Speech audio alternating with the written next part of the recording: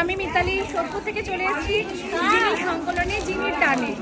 আমি জিনির থেকে সারা বছরই কিছু না কিছু নিই, কারণ আমার শুটিংয়ের কাজে প্রচুর জিনিস লাগে, শোয়ের জন্য প্রচুর জিনিস লাগে।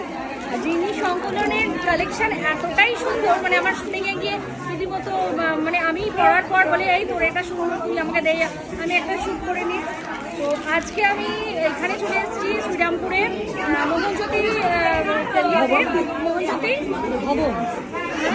ভবনে।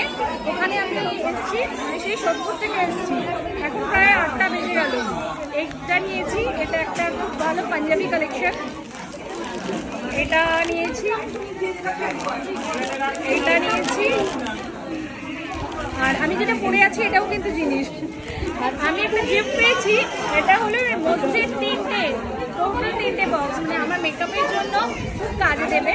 আমি বলবো যে আপনারা সবাই আসুন। জিনিস সংকলন কালকেও আছে, জিনিস সংকলন কালকেও আছে। আর মধুবন্তী বাসু মানে জিনিয়া আমাদের সবার পরিচিত, ওর গানের জন্য সবাই চেনে। আর লাবণী বাসু ওনার সুকন্যা জিনিয়া। আর খুব ভালো ব্যবহার। ওর একটু আগে কৌশুমি ছিল, ও চলে গেছে, ও আমাকে একটা গিফট করেছে।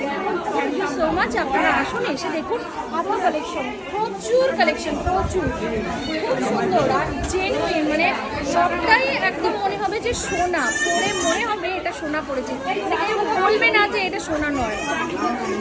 Thank you.